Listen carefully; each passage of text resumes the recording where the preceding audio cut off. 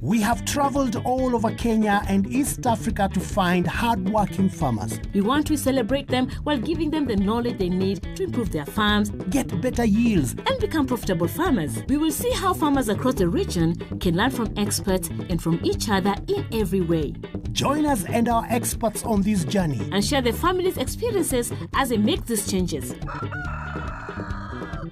Karibu to the Shamba Shape Up Safari.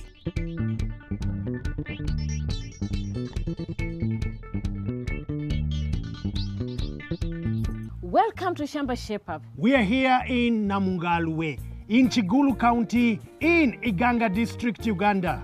Agriculture in Uganda is not often seen as an option for many young people. But you're about to meet a very hard-working young couple who not only divide their work in the classroom, but also in the shamba as well.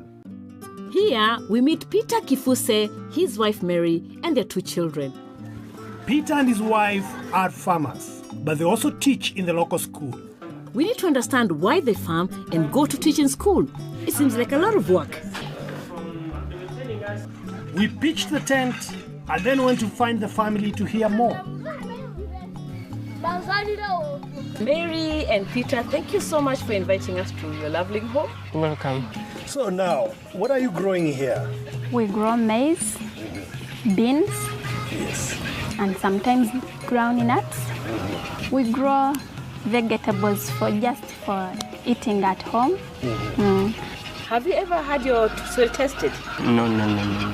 Well, I think that's the first stop we'll do. We have your soil tested so that we can know what ails your crops. Peter, what else do you have in the farm? One, we have dairy, animals, and then we have birds, chicken, layers. How many chickens do you have? It's 1,000. 1,000. 1,000. Those are many. Not really, because our target, Yes. in case we had the capacity, we could go up the tune of like 3,000. 3,000 is your target. Yeah. How are your chickens doing? Okay, fairly well, only that there are so many challenges. It's like we lack that kind of technical knowledge. Because of some bacterial infections. There are times there are challenges of market, customers. How is the egg production? Actually, it's like as a farmer, I would expect obviously to realize 100% kind of production, but we're not yet there. It's like sometimes we strike 70%, 60, 70, at most 75%. Yeah. We have other experts who come in and have a look at some of the things that we've mentioned about and see how we can help you to make sure that you are shaped up. Having your soil in your shamba tested is very important because it helps you to know what type of fertilizer to apply and how much you should use and what crops you should grow. Because the soil test is so important, we have asked the experts from Soil Cares to help do this one before we do anything else in the shamba. To collect a good sample, you'll need a soil auger or a panga. Insert the auger straight into the soil about 20 centimeters deep. Turn the auger several times to compact the soil. Then pull it out carefully. Place the soil in the sample bag. Repeat this process about 20 times in different areas of your shamba in a zigzag pattern. Once you have mixed all the samples together in the sample bag, label the bag with your name, telephone number, size of the shamba, and the crops you want to grow. And now, Peter's soil was ready to be tested. Okay, Peter. Yes. Yeah, we've received your soil sample. Yes, please. And after 2 hours of analysis, you shall get your report. Jars have different types of soils. The Soil Cares lab takes 2 hours to test the soil. While he was waiting, Peter and his neighbors had a chance to learn more by watching the videos on the side of the Soil Cares van. There is some space in between particles. And after 2 hours, we had the result. The results showed that Peter's nitrogen and potassium in the soil is good, but the phosphorus is too low. Plants need phosphorus to grow roots. To correct this problem, Peter needs to use NPK 0460, which has high phosphorus and no extra nitrogen or potassium. Peter realized he should have done a soil test long ago. He could have been getting greater yields and making good profits. Following the regular Soil Cares advice will help you to take good care of your soil and ensure long-term soil fertility and high yields. This means increased income. If Peter follows the advice on the report, he will for sure increase his harvest. This means even after paying for the soil test and the cost of fertilizer he will need to use, he will still make a healthy profit. In Uganda, poultry farming has become big business. Many farmers rely on chickens for their income, and the country needs them for food. Peter and Mary are part of this chicken supply chain. But, as with all farmers, they need a little advice. We have called in Caleb, a chicken expert from Ultravetis, to come and help. And after a quick inspection of the chickens, he noticed a few of the birds were not good layers. Peter might not be making maximum profits because he is keeping some birds who are not good layers. Like this one, I noticed that she is not a good layer, and there are several others. What I'll advise Peter is to go and identify who are layers and who are not. You can check on physical attributes, just looking at the bird. You look at the comb, look at the wattle, look at the size of the bird. The one we have here has a small and pale comb and also the wattle. Let us look at the bones. You hold your bird this way, and then you put your fingers between these two bones here. So you put it this way. It should allow 2 to 3 fingers to penetrate between these bones. But if you feel here, it cannot allow even 1 finger. So she is a poor layer. What you need to do, go and get more of them, put them aside, give them some days.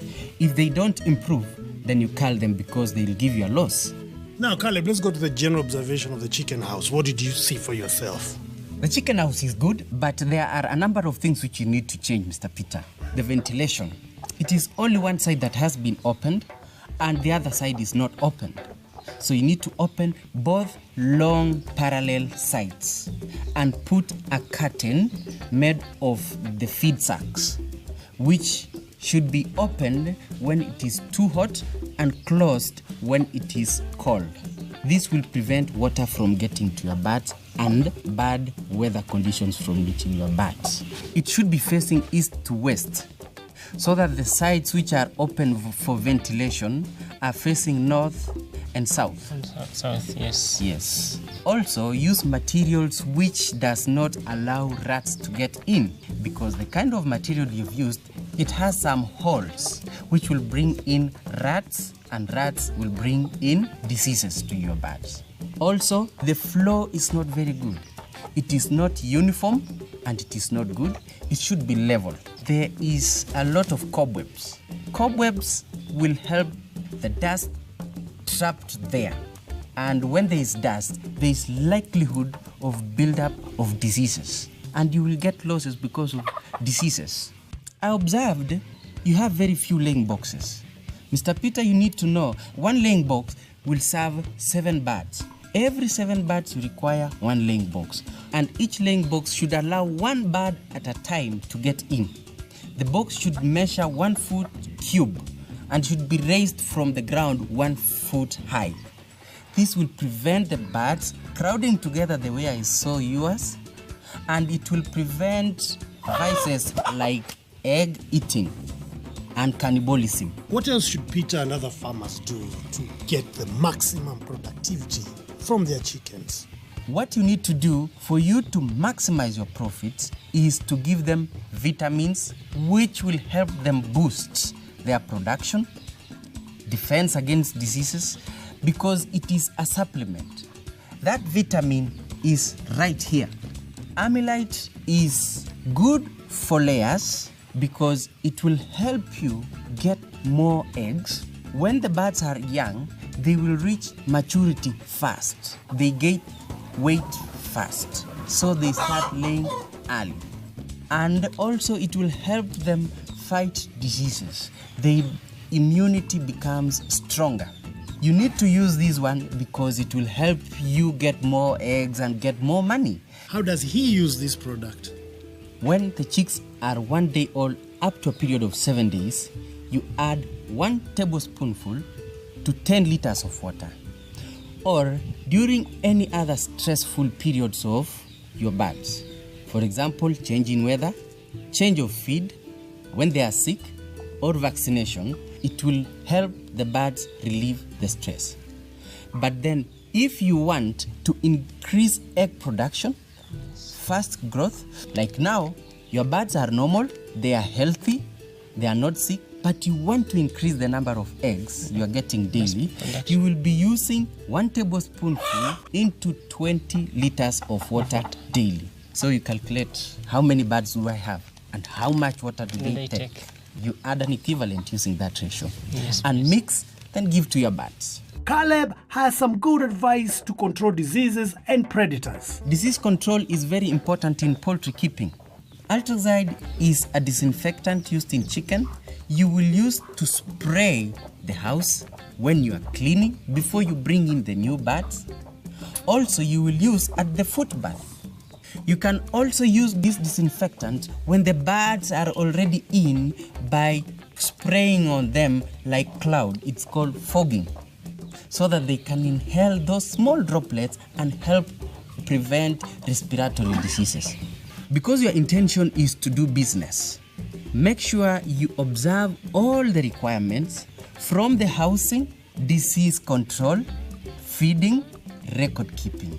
So, Peter, you've heard from the expert. Yes, please. There's a lot of work to be done. It's true, it's true, it's true. I think we better get on with it. Please. Remember to check your flock to remove bad layers. The comb and the wattle on a good layer will be large and colorful. The space between the bones underneath the chicken should be wider than 2 fingers. If your chicken's comb and wattle are pale and small, and the bone space is less than 2 fingers, you need to remove the chickens from your laying flock.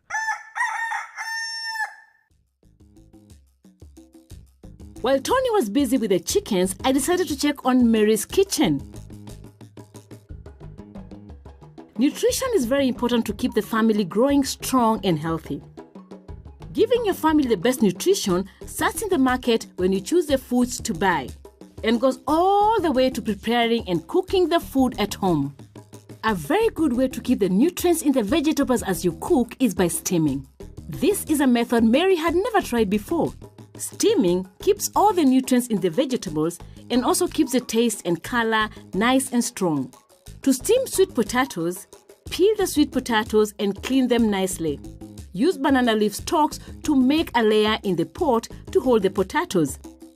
Wrap the sweet potatoes in banana leaves inside the pot.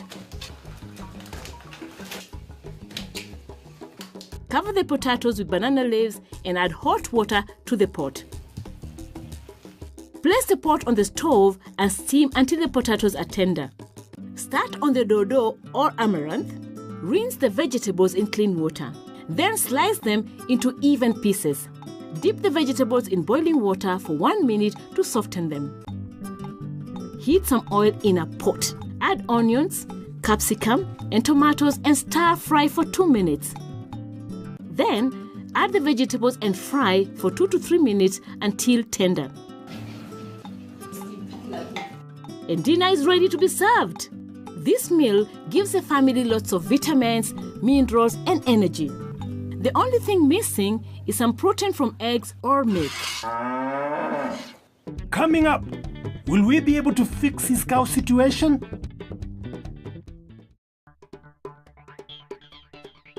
Welcome back. We are still here in Chigulu County in Iganga District. And there's lots of work to be done. So let's get on with it. Their soil has been tested, and we have shown Mary how to make a very healthy meal for the family to help the children grow well. There is still work going on in the chicken house to get it right.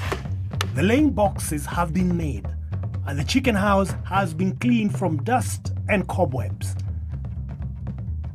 Now, we need to get into our protective gear and spray that chicken house. But first, remember the foot bath. Peter used Ultracide from Ultravetis for the foot bath and to spray the chicken house.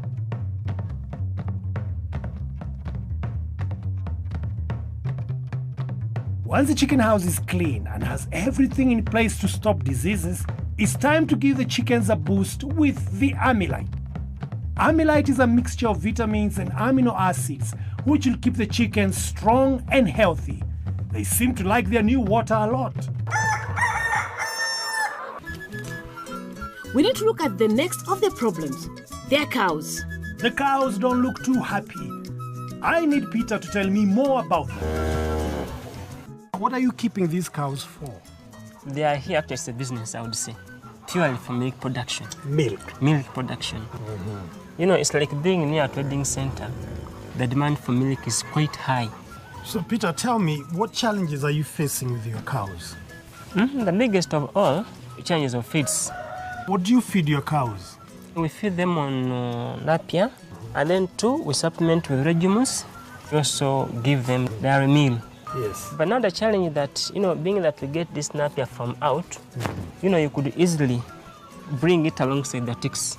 So how often do you spray them? We usually do it every weekend. Yes. And in general, how much milk are you getting from these cows? From day 3, for example, we'd expect to get like 2 jerry cans. Those are 20 liters. 20 liters. 20 liters. From how many cows? From the 3. From the 3. That's morning and then evening too. Now, Peter, I think now you need an expert. Indeed. And we are going to get you an expert. We have asked an expert from Coopers to give us some tips on improving the cows so that Peter can supply his market with milk. Once you are keeping cows in a zero grazing unit, they need to give you more milk. And they have the potential, they have the capacity to give you more milk. 10 liters per cow can go 15, 20 per cow, looking at your cows. How does he do that? Ensuring there is water available throughout the day. And good water. Water we need to replace every 24 hours. You put in fresh water. Number 2, feed. There is what we call dry matter. Your animals need to eat dry feed. You may mix with, I'm saying you have napier, you may mix with green matter, but there should be a higher content of dry feed so that the digestion can be improved. Hence, they'll drink more water, then you'll find more milk production. But what do you mean exactly by dry matter? You see, when a plant is growing, there's a good percentage of water in it. So, like when we say, when you cut in napier grass, you cut it and leave it to dry in the sun for about 6 hours. That is to reduce the water content.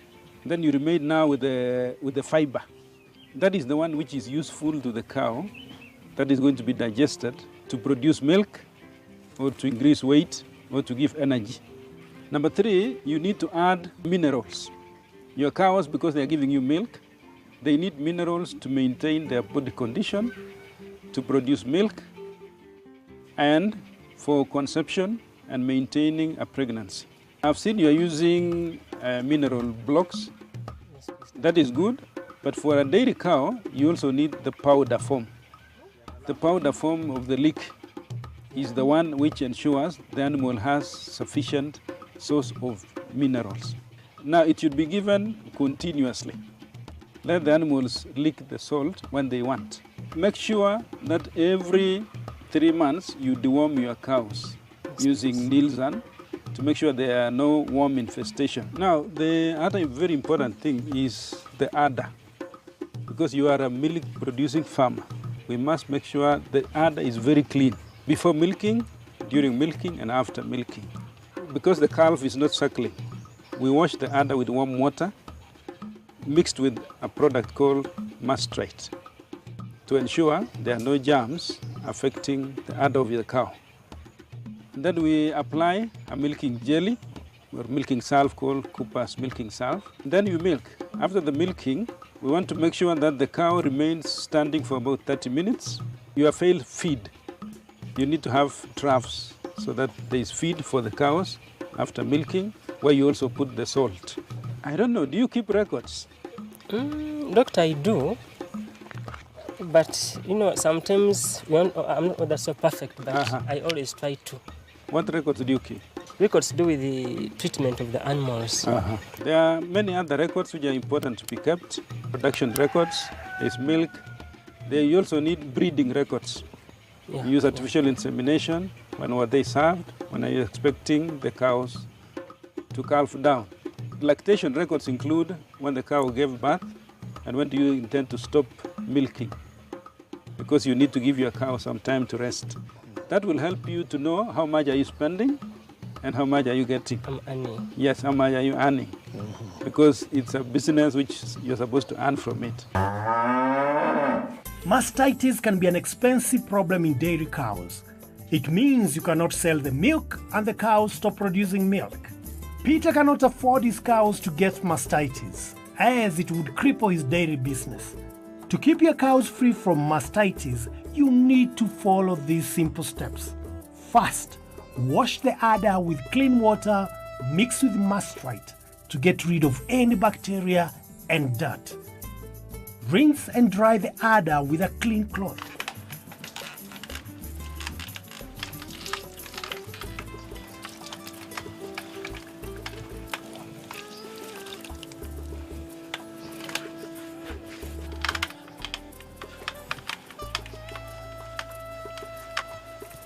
You can use the leftover mastrite to clean the floor in the milking parlor to get rid of any bacteria hiding there. Using a jar or cup, mix mastrite with clean water according to the instructions on the bottle. Dip each tit in the mastrite mixture. Then rub milking salve on your hands to make them smooth. Take some more milking salve and rub onto the tits. Milking salve will help keep the udder clean, smooth, and easy to milk. Milk the cow until the udder runs dry. The milk should be clean and have no blood stain or lumps. Cows should also have access to dairy meal while they are being milked.